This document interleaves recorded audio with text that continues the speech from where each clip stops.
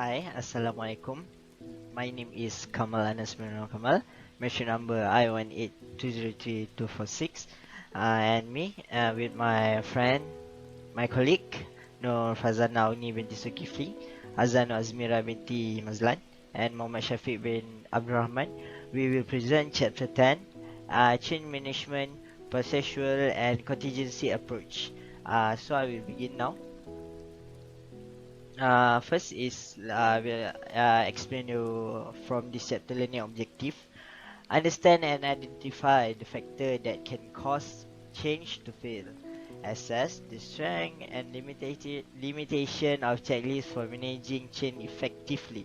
Evaluate the advantage of stage model of change management. Assess the theoretical and practical value of processual perspective and change. Understand and apply contingency approach to change management. So I will start the introduction. Alternative approach to managing change. Alternative approach to managing is technical advice on managing change. These approaches make no mention of or concession to the personal style and prefer and different individual change manager. So, dari sini kita lihat, kita boleh terangkan penerangan tentang kerangka kerja secara teknikal, nasihat ataupun proses untuk memberikan cara mengurus perubahan. First we look what is contingency. Apa yang kita boleh kaitkan contingency? Contingency adalah satu keadaan yang luar jangkaan. Jadi kita boleh lihat dalam chapter ni kita akan terangkan tentang alternative approaches to managing change. Next is I will explain tentang ni sebenarnya adalah recap daripada chapter 2 tentang directed images. So saya akan terangkan lagi, recap balik.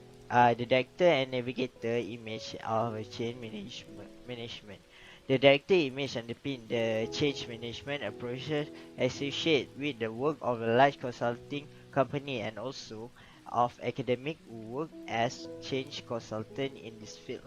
Contingency framework can also be seen as consistent with the director image rather than claiming to have discovered the one best approach. However, that framework argue that it depends on a number of contact factors such as the scale of urgency of the proposed change. Dari sini kita boleh lihat director dengan navigator ni adalah satu style management. So director ni lebih kepada intended outcome. Intended outcome ni adalah satu change is a result of planned action. Satu benda yang kita dah rancang. Yang kedua saya akan terangkan tentang navigator partially intended outcome. Partially intended outcome adalah change may need to be remodified after it is initially. Yang ketiga saya boleh terangkan lagi tentang caretaker style. Contoh dia punya ni adalah unintended change. Unintended change ni macam force beyond the control of the change management. Dia terpaksa untuk melakukan perubahan atas sebab-sebab yang tertentu. So therefore it should come as no surprise that their perspective should also differ on their outlook on vision. So dari segi style ni kita boleh macam mana kita nak produktifkan lagi kita punya style untuk adakah director image ni sesuai untuk contingency punya framework, contingency style. Assalamualaikum warahmatullahi wabarakatuh. Nama saya Azmira Binti Mazlan. Nombor matrik I182032222. Saya akan membentangkan subtopik Why Change Fields and Change by Checklist. Okay, kita mulakan dengan subtopik Why Change Fields. Okey, bab ini dia membincangkan tentang pendekatan untuk melakukan perubahan organisasi secara berkesan menggunakan pelbagai pengurusan perubahan dan pendekatan luar jangka. Okey, yang pertama, tajuk ini dia menerangkan mengapa perubahan tu gagal. Kalau kita tahu kesalahan tu kesalahan biasa, mungkin kita dapat hindar daripada perubahan tersebut. Okey, kemudian cuba kita cari seseorang pengurus dan menceritakan tentang pengalaman mereka dan mengenal pasti apa yang harus dilakukan oleh beliau agar perubahan organisasi itu gagal. Selalunya respon mereka ni ada dua sahaja, iaitu pertama mereka akan ketawa dan kedua mereka menghasilkan senarai tindakan praktikal tanpa kesukaran menjamin bahawa inisiatif tidak akan berjaya. Okey, kalau kita tengok jadual 10.1 dalam buku teks muka surat 317, jadual tu dia menunjukkan result tentang perbincangan yang dihasilkan oleh sekumpulan kecil pengurus Australia pada tahun 2013.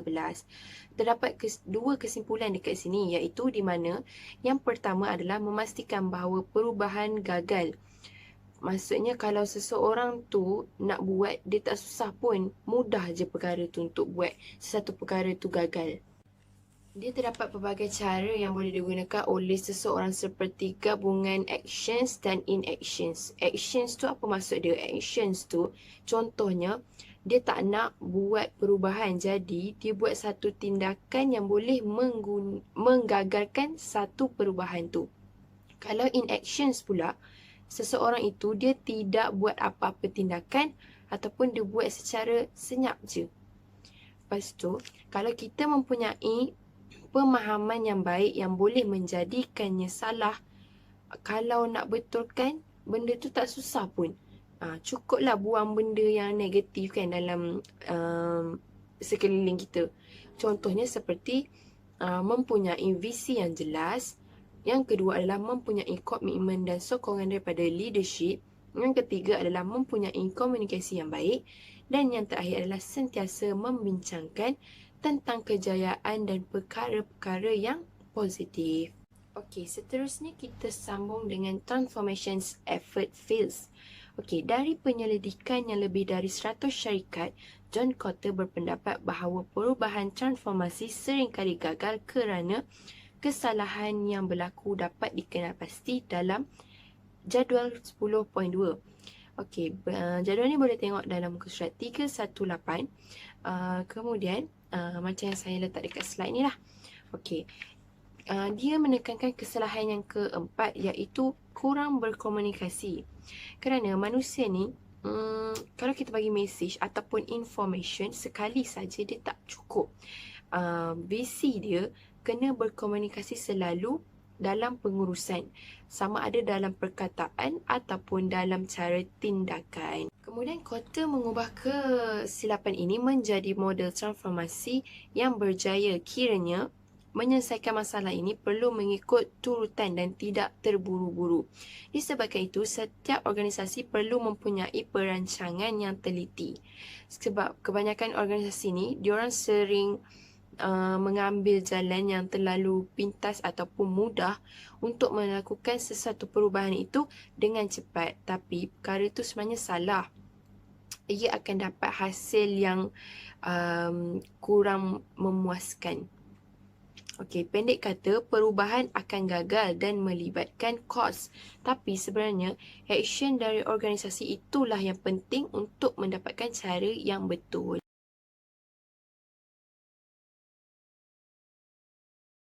Okey, seterusnya kita sambung dengan subtopik Change by Checklist. Change by Checklist ni mempunyai 4, iaitu yang pertama adalah Create Dissatisfaction. Okey, dalam organisasi sekiranya orang senang dengan keadaannya, mereka lebih enggan untuk berubah. Oleh itu, perubahan utama pengurusan adalah membuat orang tak senang dengan status quo. Okey, apa itu status quo? Status quo itu adalah keadaan hal semasa. Maksudnya keadaan yang ada pada waktu bekerja itulah. Okey, yang kedua adalah have faith, iaitu orang perlu tahu apa yang diharapkan mereka lakukan. Mereka maksudnya dan kenapa mereka lakukan benda tu. Kemudian the change manager perlu menyampaikan information dan jangan henti-henti untuk menyampaikan maklumat tersebut seperti yang diberitahu oleh kota. Okey, yang ketiga pula adalah give direction. Okey, the change manager perlu meyakinkan atau menjelaskan tentang benefits of change ni. Apa yang akan dapat bila kita buat satu perubahan? Mungkin dia akan bernilai daripada segi masa, wang ataupun usaha. Okey, kemudian yang keempat adalah embrace the mess. Okey, perubahan ni adalah satu perancangan yang tidak kemas walaupun merancang dengan teliti tetap akan ada kesilapan dan kemunduran. Pengurusan seharusnya belajar cara untuk menyelesaikan masalah dan tidak hanya memberi tumpuan kepada siapa yang harus disalahkan. Okey, kemudian the UK Chartered Institute of Personnel and Development memberi contoh senarai semak yang dibuat oleh mereka iaitu The 7 C's of Change. Yang pertama adalah choosing a team, iaitu kenal pasti peranan dan tanggungjawab di mana mungkin orang yang berbeza memberikan sumbangan yang berbeza semasa proses perubahan berlangsung. Dan yang kedua adalah crafting the vision and path, buat satu roadmap atau rangka proses untuk guide perubahan dari visi to planning to implementation. And then yang ketiga adalah connecting organization wide change. Ia bermaksud menetapkan proses untuk mengenali inisiatif lain. Contohnya seperti rules, facilities, policies yang akan terjejas. Dan yang keempat adalah consulting stakeholders, iaitu jangkakan reaction yang positif dan negatif yang berbeza oleh stakeholders dalam perubahan tersebut dan rancangkan bagaimana mereka akan diuruskan. Kemudian yang kelima adalah communication, iaitu sentiasa mempunyai komunikasi yang tetap dan konsisten in internal dan external stakeholders dengan menggunakan kreatif dari pelbagai saluran baru dan yang sedia ada. Yang keenam adalah coping with change, iaitu perubahan ini adalah satu tekanan, maka akan melibatkan emosi yang tinggi dalam keadaan tak stabil. Yang membezakannya adalah dari segi masa dan kepentingannya dari satu orang ke orang yang lain. Okey, yang terakhir adalah capturing learning. Ia memandangkan kadar dan skala berubah. Mereka mengembangkan organisasi keupayaan untuk menyusun semula secara berkesan. Okey, seterusnya kita sambung dengan DICE factor. DICE factor mempunyai 4, iaitu yang pertama adalah duration, kemudian integrity, ketiga komitmen dan yang terakhir adalah effort. Okey, yang pertama adalah duration. Apakah duration?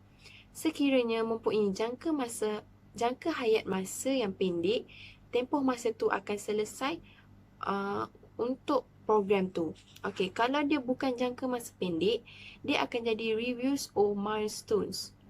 Okey, yang kedua adalah integrity, iaitu the project team's performance integrity. Ia mempunyai keupayaannya untuk menyelesaikan inisiatif tepat pada waktunya. Ia bergantung kepada kemahiran anggota berbanding dengan keperluan projek. Okey, yang ketiga adalah komitmen. Komitmen ni adalah yang ditunjukkan oleh pengurus atasan dan pekerja yang terjejas. Maksudnya setiap pengurus dan staff tu kena ada komitmen lah dalam setiap kerja yang diorang buat. Okey, yang keempat adalah effort. Effort ni usaha yang diperlukan adalah melebihi tuntutan biasa bagi pekerja. Maksudnya kemudian pengurus perubahan dinasihatkan untuk mengira skor untuk setiap faktor DICE. Contohnya yang pertama, mendapatkan markah tinggi jika keseluruhan skala masa projek adalah pendek dengan tinjauan yang kerap. Kedua, tapi kalau tinjauan tu lebih 8 bulan, maknanya ulasan tu dia maksudnya hasil tu tak baik lah. Dia macam, tak silap saya, dia KPI macam dekat setiap pejabat kan ada ujian KPI untuk setiap employees. Okey. Ciri-ciri untuk mendapatkan integriti yang baik ialah seseorang itu harus mahir dan mempunyai pasukan projek yang bermotivasi serta mempunyai leader yang berkebolehan. Kemudian kalau tak ada ciri-ciri itu, maka akan dapat markah yang tak baik, tak elok lah. Macam tu. Okey. Seterusnya kita teruskan dengan model ADKA Elements. Okey. Model perubahan ADKA dikembangkan oleh syarikat perunding Prosai. Okey, dia mempunyai model ni berdasarkan 5 elemen. Yang pertama adalah kesedaran, kedua adalah keinginan, ketiga pengetahuan, keempat kemampuan dan yang terakhir adalah peneguhan, iaitu reinforcement. Okey, banyak pengulas memperhatikan bahawa organisasi mengubah seseorang itu dalam satu masa. Pada model ADKA ini, ia terletak pada individu yang akan terlibat dan dipengaruhi dengan perubahan. Dengan kata lain, pengurus perubahan harus menumpukan perhatian kepada setiap elemen di atas dekat atas elemen yang tadi oleh setiap individu. Seperti DICE, pengurus perubahan boleh menggunakan ADKA sebagai alat diagnosis dan perancangan untuk mengenal pasti bidang rintangan yang berpotensi untuk mengembangkan komunikasi dan strategi pengembangan staf. Selain itu, untuk menguatkan pelaksanaan perubahan dan mengatasi permasalahan yang ada. Kemudian ADKA ni dia satu model yang menangani masalah secara berterusan. Maksudnya dia buat satu perkara tu untuk selesaikan masalah, dia cari masalah apa yang ada. Jadi dia buat secara berterusan. Okey, kemudian tapi ADKA ni dia kurang memberi perhatian kepada sifat dan implikasi organisasi yang lebih luas. Kemudian yang terakhir adalah the McKinsey Checklist for Successful Transformational Change. Dia ada 4. Okey. Contoh senarai semak air perubahan ini dikembangkan oleh syarikat perunding McKinsey dan ia memberi fokus kepada individu tentang pendekatan ADKA tadi. Okey, dari tinjauan global terhadap 2,500 eksekutif, Scott Keller dan rakan-rakannya mengenal pasti taktik yang menjadikan sesuatu perubahan itu berjaya. Antara taktik yang merubah kepada kejayaan ialah goals, structures, penlibatan dan leadership. Okey. Yang pertama adalah goals. Okey, taktik yang pertama adalah goals, iaitu perubahan progresif dengan stretch targets, iaitu keperluan untuk memberi tumpuan kepada kekuatan dan pencapaian bukan sahaja hanya pada masalah. Dengan itu, mereka menggunakan target untuk memastikan kemajuan sentiasa dipantau dan dapat menangani masalah dengan pantas. Okey, yang kedua pula adalah structure. Structure ni adalah satu program logik. Okey, maksudnya dekat sini kena buat satu program tu bersama-sama dalam organisasi. Maksudnya bila buat program tu masing-masing kena tahu tanggungjawab yang jelas. Maksudnya orang ni kena tahu apa tanggungjawab dia, orang ni kena tahu apa tanggungjawab dia. Kemudian sehingga kaki tangan itu merasakan tanggungjawab yang diorang buat tu dapat menghasilkan hasil yang baik. Dan yang ketiga adalah involvement, iaitu pemilikan dan penglibatan. Maksudnya kat sini, kejayaan juga dikaitkan dengan tahap penglibatan dan kolaborasi pekerja yang tinggi. Maka, untuk membuat transformasi, komunikasi amat penting dalam setiap penglibatan tu. Okey, dan yang terakhir adalah exercising strong leadership. Okey, menjalankan kepimpinan yang kuat. Maksud leadership kat sini, leadership ni dia amat penting dalam organisasi. Leadership ni dia sangat penting jika ingin buat satu transformation. Maksudnya bagaimanapun Keller dan rakan-rakannya mendapati bahawa keempat-empat taktik ni lebih kuat jika digabungkan. Maksudnya dalam perubahan sesuatu organisasi tu, leadership ni dia penting. Tapi untuk menguatkan lagi untuk menguatkan lagi perubahan tu, gabungkan dengan empat-empat perkara tadi. Jadi taktik tu, bila kita gabung taktik tu, perubahan tu akan jadi lebih kukuh, akan lebih kuat. Kemudian McKinsey mendapati bahawa syarikat yang menggunakan transformasi ini akan mendapat kejayaan sebanyak 79%, iaitu purata 3 kali ganda. Okey, itu sahaja daripada saya. Sekian, terima kasih. Assalamualaikum and good evening everyone. My name is Noor Farzana Auni Zulkifli and my metric number is I18203186. So today I will continue the topic discussion on the subtopic 10.3 and 10.4, which are stage model of change management and the process perspective on change. Without waiting any longer, I will proceed with the subtopic 10.3. Throughout subtopic 10.3, we will focus on how stage model help and advise change managers in indicating their actions that will be implemented at specific stage in the implementation cycle. In terms of management, change can be interpreted theoretically as sequence of phases that occur over time, which mean from the beginning to the end, from the initiation through the implementation to conclusion. Besides, the action taken will be different from those required during the implementation stage, and so will the action necessary to finish and sustain the change. So, the first idea in this situation is that to take an initiative. So, if I'm asking you, what is your initiative? Saying that your company is a milk production industry. Therefore, as a manager, you want to produce more dairy product compared to previous production. So, of course, you want your workers in the organization, especially in the operation departments, to be more effective, to be more efficient, and to be more faster. The question is how? What is your implementation? In this situation, you may be able to develop a new system in your production. If the process was originally manually, you may be able to transform it to an automated system. That's define the implementation process. So what does conclusion or closing means?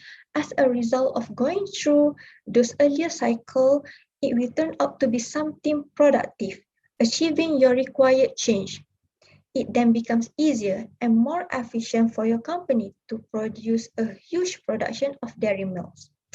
According to the Kurt Lewin, 1951, he argued that change has 3 main stages and each require different actions from the change agent. In this framework, the first stage we need to know is unfreezing. He said that change attitudes by making feel uncomfortable about the way things are, which mean the pupil attitudes can be changed by making them uncomfortable with the current situation. Similarly important, this probably refers to making team members, the staff, or everyone else in the organization to feel dissatisfied until they consider if there is anything can be done better. So, establishing the motive to change. Next stage is that moving. It ensures that the change is implemented in order to reach the desired state. For example, it could be a company designing a new database system, the new system database management system, designing a new training program, or introducing a new reward system for the employees. This requires abandoning or integrating, or we call it as institutionalizing the new behaviors to prevent people from just drifting back to the past practice. For example, if employees' attendance was previously recorded by writing their details in the logbook, so by introducing a new system, they just need to thumbprint for their attendance, which means there is more convenient and reliable. So after looking at all these three stages, it is not difficult to see how it forces different demands for the change managers. What we must remember is that the first step must always be to convince those people who need for the change, who involved in the need for the change. Second is to implement the change in place. Third is to redesign the roles, redesign the system, the structures, the procedures. So next, we're moving on to figure 10.1, the classic change curve. Now, as you can see on the screen, the figure illustrates where the middle of the curve sits the valley of despair, which means it could be a loss of pain of organization. According to Schneider and Goldwasser 1998, it argued that this is probably inevitable, but that it is useful to be aware and to weaken the impact if possible. In simple words, this is possibly unavoidable, but it is helpful to be conscious of it as to minimize the impact of needed. Furthermore, the key factor in this process is a leader of change must anticipate employees' reactions. This is to recognize where kind of behavior they will demonstrate toward the change process and what appropriate course of action needs to be taken. Apart from that, the solid line represents what is unfortunately or typical program used. Unfortunately here means the undesirable program. Meanwhile, the dotted line or dashed line, it illustrates what is possible with effective program. Plus, valley of despair means none of change program can avoid some loss, yet it is to acknowledge that employees will mourn the loss of business as usual. This concept just the same as how we do in our life, where people go through to the stages of grief as the trauma hits their personal life. Okay, to be more specific regarding the figure 10.1, let's say I want my team to produce a bigger proportion of mineral waters, like 100,000 units per day. But my implementation is that I only have like a few machines to do so. Therefore, here if we look at here, the unrealistically high expectation at the outset of the program will lead to relatively deep valley of despair. Since then, the result has not come as quickly or easier as they anticipated. But, however, if I identify the problem earlier, I can implement a new initiative like hiring more production teams, upgrading the system of the machines. Hence, visiting the valley of despair here, it will be less painful. As a result, there will be a greater outcome and better than before. Now, we're moving on to figure 10.2. I'm sorry for my mistake over here. So, figure 10.2, the Institute for Healthcare Improvement large-scale change framework. Referring to the figure 10.2, the US Institute for Healthcare Improvement, IHI, has advocated a 5 stages implementation framework as this is for a large-scale change. This is because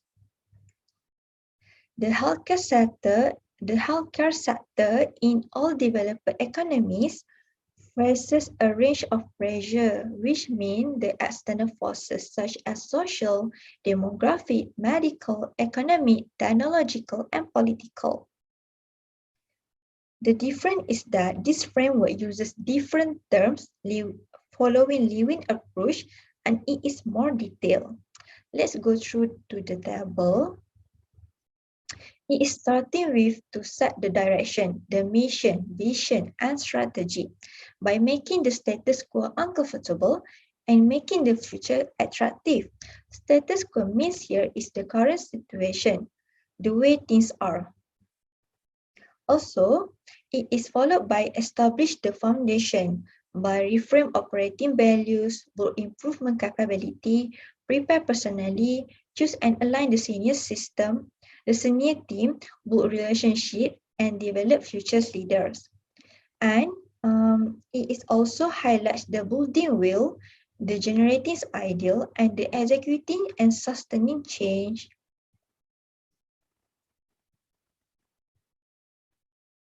So now, moving on to the table 10.6, Kotter's 8-stage model of transformational change. The same concept applies in Lewin's approach. As you can see, the words unfreeze implies in establish a sense of urgency.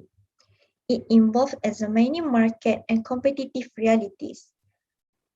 This assumes that by doing that thing, you can make it a primary focus to review and analyze the market and the opportunities.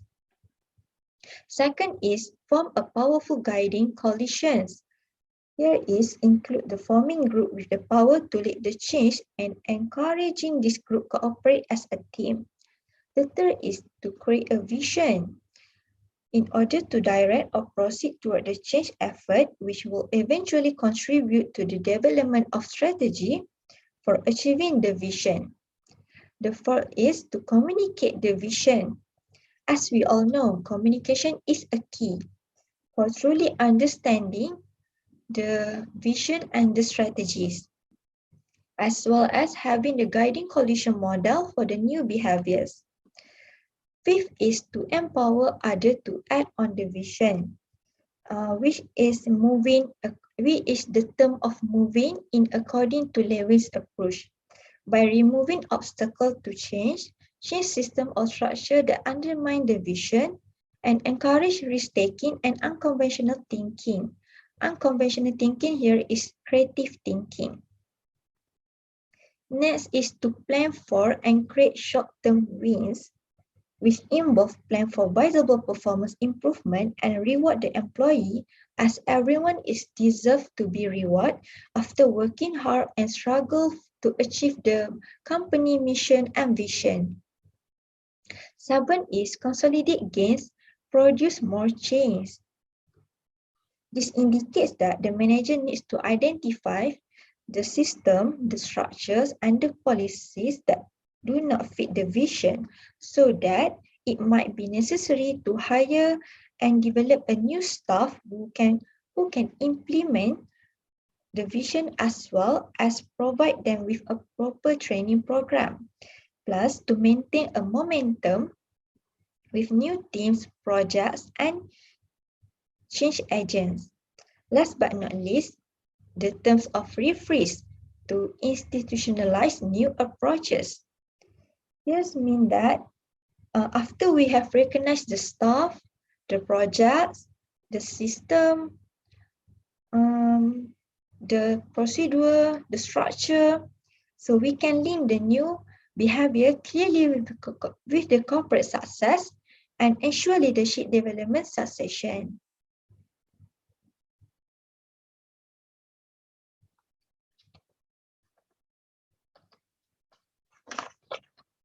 Additionally important, Kotter also advised the change manager to work through those 8 stages more or less in sequence. If there is a rush or something is missed out on some stage, the potential of failure is high. Moreover, this model also codify, set out the system, the stages of change in a clear and easily understood manner. But the change manager still have to combine the local knowledge and creative thinking in order to translate this advice into practical actions that are appropriate, that are suitable to the organizational context. Other than that, the company's incoterms models should be seen as change accelerators to speed up the change, and the accelerator must be operated concurrently rather than seen in sequence. Besides, it suggests that the change must not rely on small, powerful core groups only, but on many change agents across the organization. Also, it implies the traditional hierarchy must be complemented by flexible and agile networks. In this context, it refers to workings hour flexibility, while agile working goes beyond that and focuses on removing barriers to get work completed as efficiently as possible. So now we move on to subtopic 10.4, the process perspective on change. At this point, it highlights other significant aspects of organizational change and draw the attention of the change manager to issues not covered by either checklist or stages model.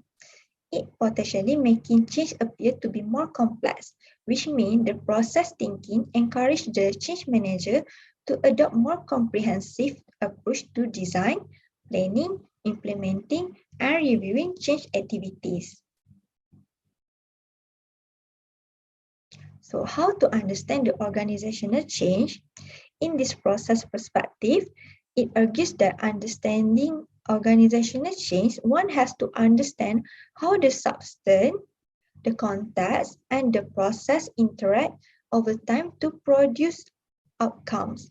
According to Patrick Dodson, 2003, it's clear that to understand change, we need to consider 5 things which encompasses of context, substance, process, political, and interaction. The context here means the past, the present, and the future context in which the organization functions, including internal and external factors. The substance here could be a new technology, process redesign, a new payment system, or changes to organizational structure and culture. The process is the tasks, the activities, the decisions, the timings, and sequencing.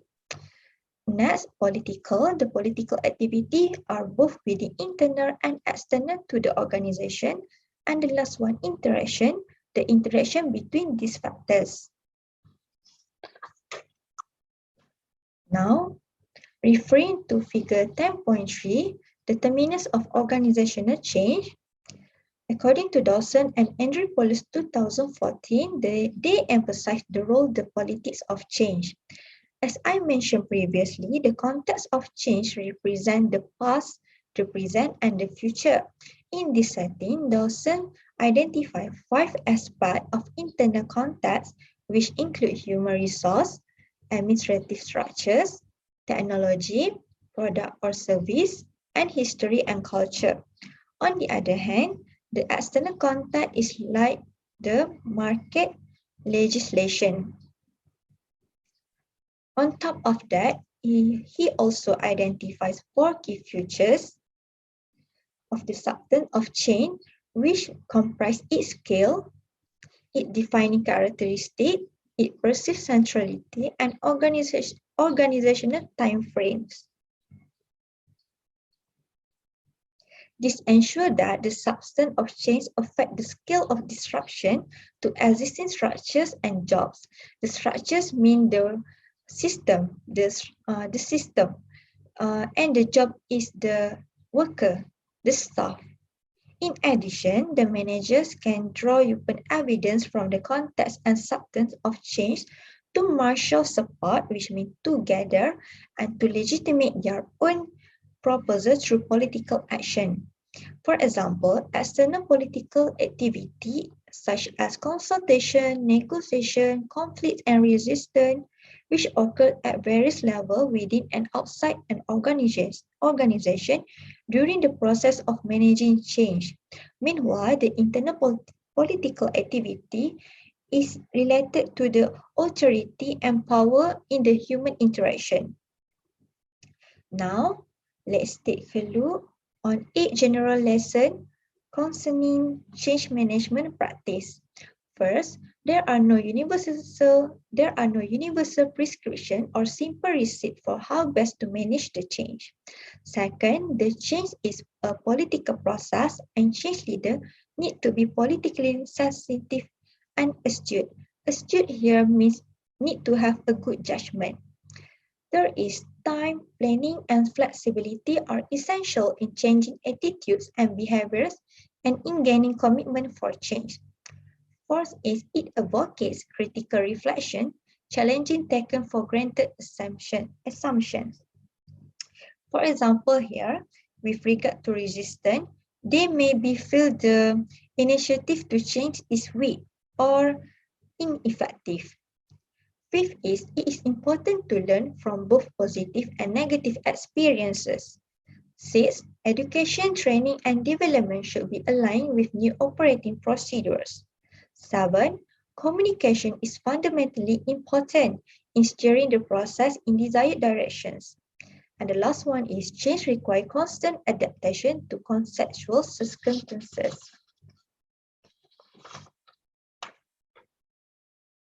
Moving on to 3 strengths in processual perspective on change. First, they recognize the complexity of change, drawing attention to the interaction between many factors at different levels by shaping the nature, direction, and consequence of change. Second, they recognize changes as a process with a past, present, and future rather than as a static or time-bounded event or discrete series of events. Third is they highlight the political nature of organization and change, emphasizing the importance of political skill to the change manager. And now we look at 3 limitations in processual perspective on change. First, change in this perspective is in danger of being presented as overly complex and overwhelmingly confusing, so that it is unmanageable. Second, those who are involved in the change process are sometimes portrayed as minor characters in broad sequence in event, if event relegated to the role of sense giver and interpreter controlled by social and contextual forces rather than as proactive movers and shakers. These highlight that not all changes is involved by the top management, but also it enforced by the staff, by the group teams, by the minor character. And lastly, it does not lend itself readily to the identification and specific guideline focusing on awareness rather than prescription. Advice is thus limited to those issues to which change management should be sensitive: complexity, process, context, political influences, and opportunity. It tends to produce generic and specific advice about what to do in a given situation. So that's all from me. Thank you for listening. Now I will pass the next subtopic to the next presenter, Muhammad Syafiq. Assalamualaikum warahmatullahi taala wabarakatuh. My name is Muhammad Syafiq. My metric number I18203251. Alright, I will continue the presentation with a contingency approach. Okay, in the book, with the Dyson and Andrews Plus 2014, they say what is a contingency approach.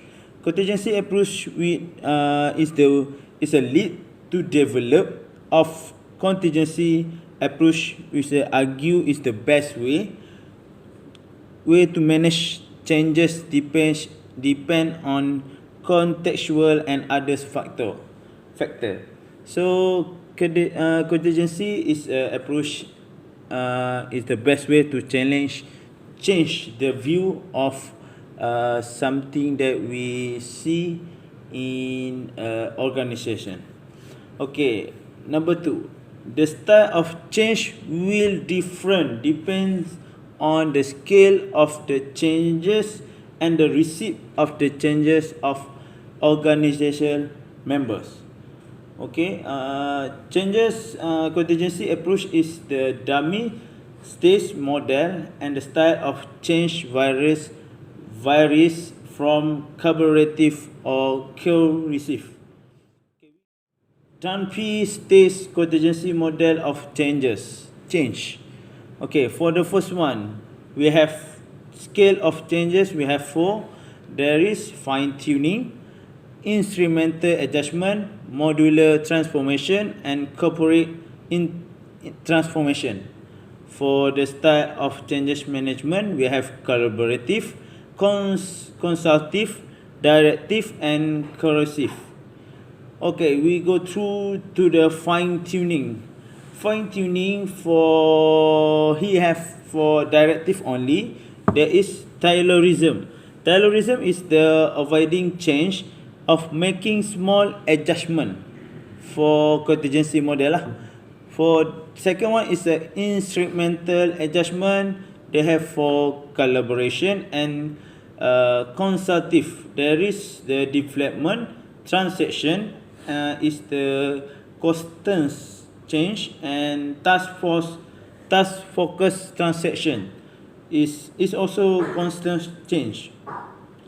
So for scale of changes, modular transformation and corporate transformation, they use the charismatic transformation for collaborative and consultative. For other one is use turnarounds for cohesive. For this is for frame and breaking changes. Alright. For the next slide is style of leadership. Style of leadership is for collaboration style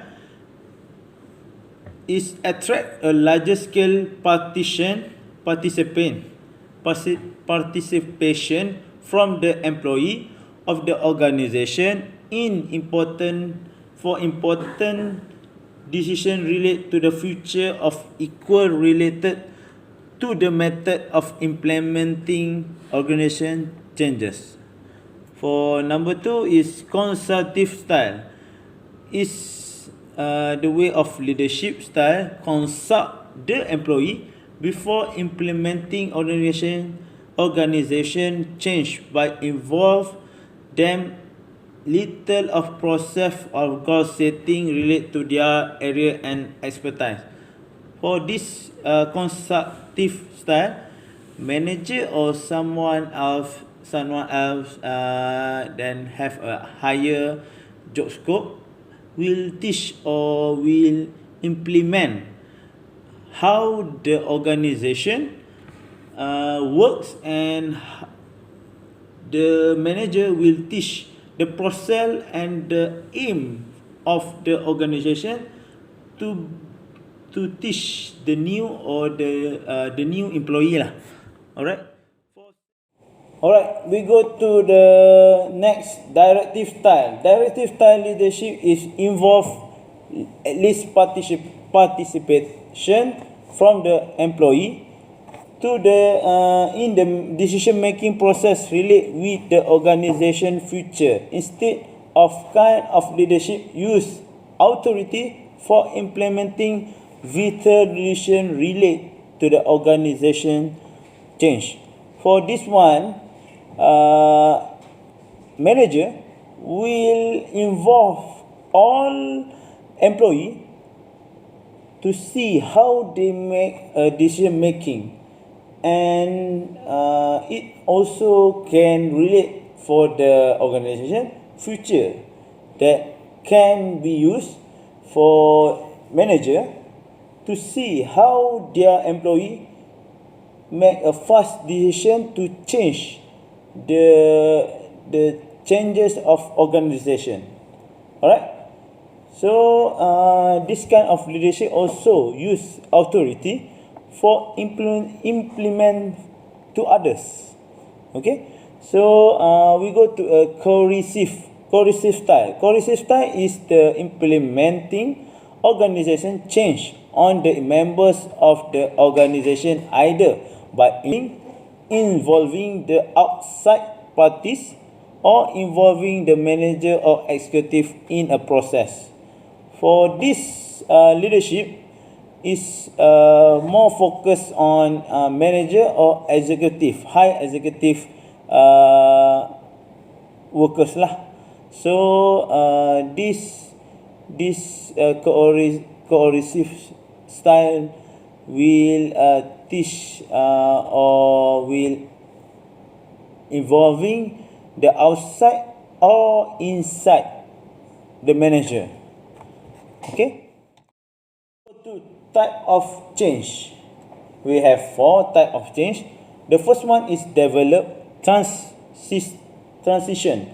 Develop transition is a constant change due to involving environment. For the second one is gaining support or continuous improvement. So this change ataupun this development transmission ni will help 2 or more situation in the organization to support the improvement. So if any members in the company have the good environment or positive environment, will support lah, will support to improve the employee. Okay. Second one, task focus transition. Task focus transition is can change a leader act as a captain, and it seeking complaint in a participant in change effort. So we can see for the high level management, we can use this for change perception of leader as a captain. Okay, this also can change the effort or how the leader give the order to employee. Okay. The number 3, charismatic transformation. Charismatic transformation is a people accept the organization is out of step. And the second one is still need a leader to gain emotional buy-in. So this charismatic transformation is more to emotional feeling. Alright. So type of changes number 4 is the turnaround. Turnaround is like a coercive, is a frame breaking, and the changes need to be fought through. So it more used for force to change people. Okay. For the last one is Taylorism. Taylorism is paternalistic, and it used to the style of that scale is fine tuning. So it's more easy. Okay. For the last one, conclusion. There are many approaches which this management can implement in the organization.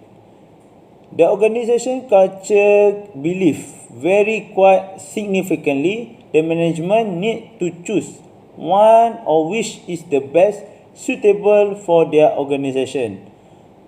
However, as we already, the changes are not very popular amongst the employee. So it critically that the changes or change can implement are suitable for the organization. Culture is gradually implemented for everyone to learn and accept.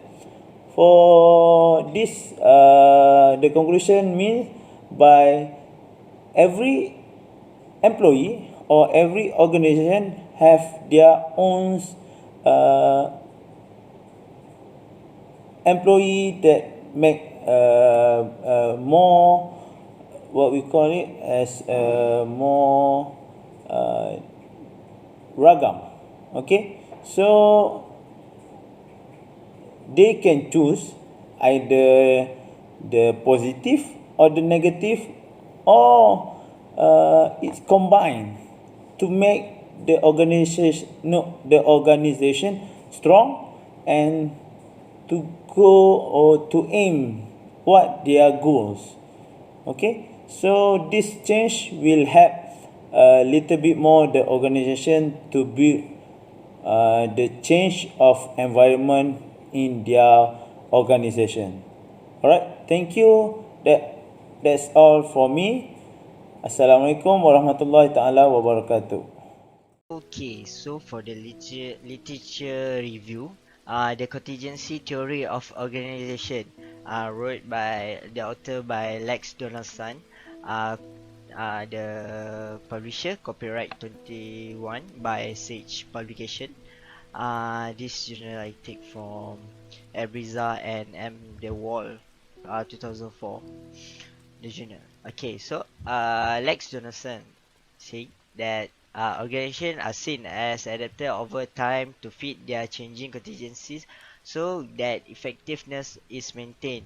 Thus, contingency theory contains the concept of a fit that affect performance, which is turn impel adaptive organizational change. This result is organization moving into fit with their contingency so that there is an alignment between the organization and its contingency, creating an association between contingency and organizational character, wrote by Byrne and Stoker 1961, Woodward 1965, Vandervan and Dravis 1985. So, apa yang saya dapat daripada literature review ni,